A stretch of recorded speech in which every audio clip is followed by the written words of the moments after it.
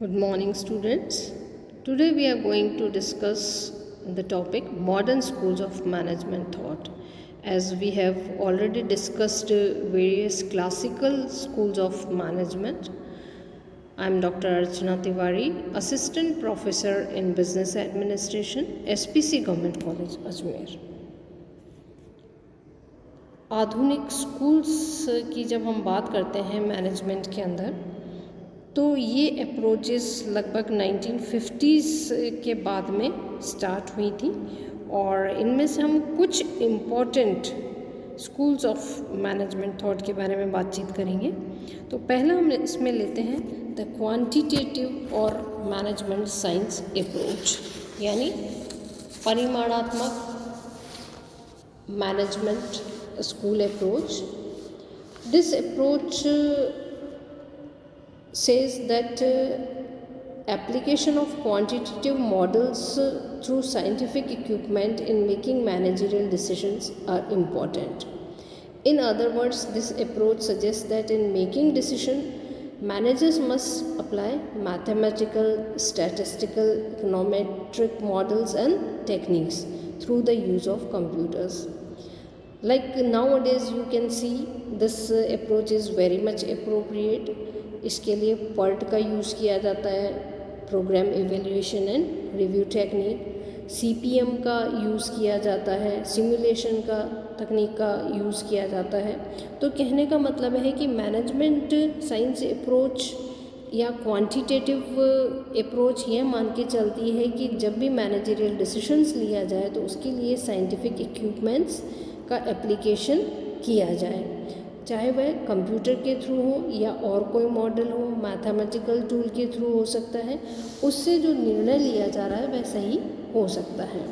तो यह अप्रोच इस अजम्पशंस के साथ में है कि लॉजिकल डिसीजन मेकिंग प्रोसेस होना चाहिए। साथ ही साथ क्वालिटी जो है मैनेजरियल डिसीजंस की, प्रबंध की, निर्णयों की, वो किसी भी संस्था के सक्सेस या फेलियर को डिटरमाइन करती है।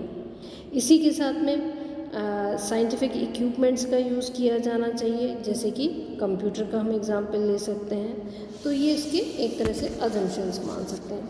इस अप्रोच के कंट्रीब्यूशन की अगर हम बात करें तो ये कई लार्ज नंबर ऑफ ऑल्टरनेटिव्स को कंसीडर करने पर बल देती है। साथ ही साथ रिस्क और रिजल्ट जो होते हैं प्रॉब्लम के, वो भी डिसीजन मेकिंग में हेल्पफुल हो सकते हैं।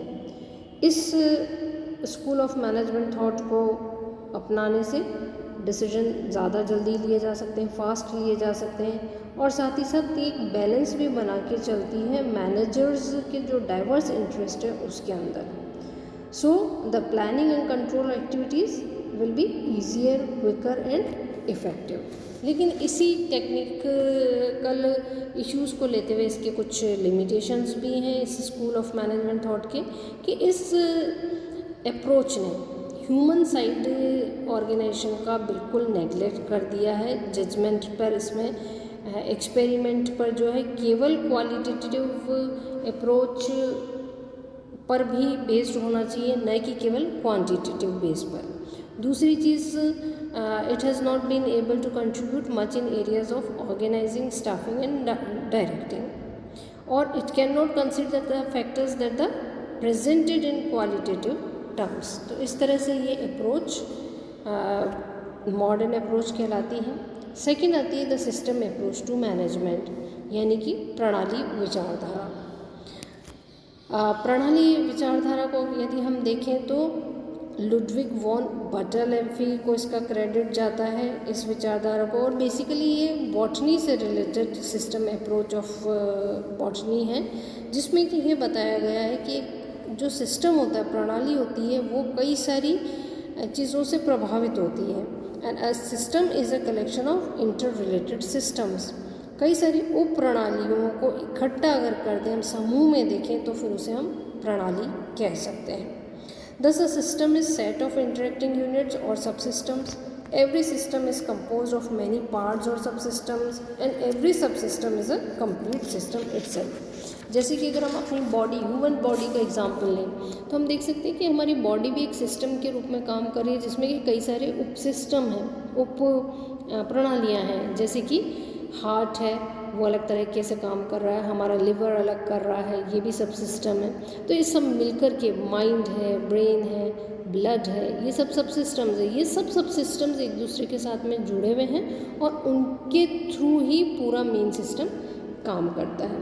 सिस्टम भी दो तरह के हो सकते हैं, एक हो सकता है क्लोज सिस्टम, दूसरा हो सकता है ओपन सिस्टम। जो क्लोज सिस्टम होता है वो इंडिपेंडेंट होता है, यानी कि it is self sufficient entity, therefore it does not interact with its outside environment, its activities are not affected by the forces outside its boundary.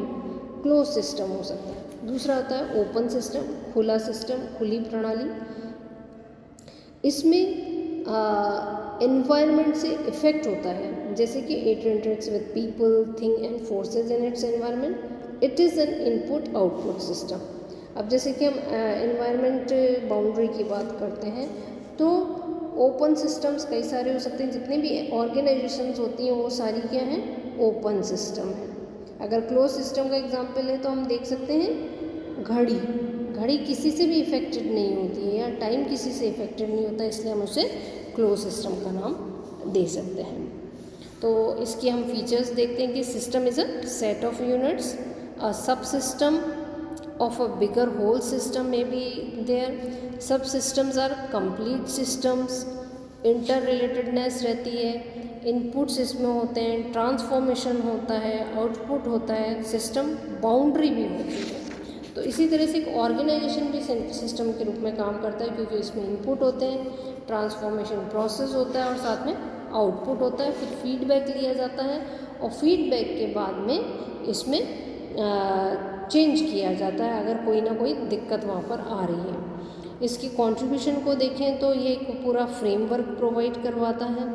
Unexpected consequences को समझने में इससे मदद मिलती है और वेरियस मैनेजमेंट थ्योरीज भी इससे प्रभावित हो सकती हैं। साथ ही साथ क्रिटिसिज्म और लिमिटेशंस अगर हम इस अप्रोच का देखें तो हम देख सकते हैं कि दिस अप्रोच और the application of this approach requires study of total organisational system. संपूर्ण प्रणाली का अध्ययन करना इसमें आवश्यक है, क्योंकि हर एक सब सिस्टम को इसमें देखना पड़ता है। इसके साथ में इसके कोई पर्टिकुलर प्रिंसिपल्स और टेक्निक्स नहीं हैं जो कि केवल सिस्टम को समझा सके। एक एब्स्ट्रैक्ट अप्रोच हम इसको मान सकते हैं, लेकिन it fails to specify how the relationship can be measured between the sub system. और साथ ही साथ it is simply an intellectual appeal but fails to provide verifiable facts and practical advice, and it prescribes only the way of thinking about organisations. इसके बाद में आती है हमारी कंटिजेंसी या सिचुएशनल अप्रोच, जो कि हम अगले लेक्चर में कवर करेंगे।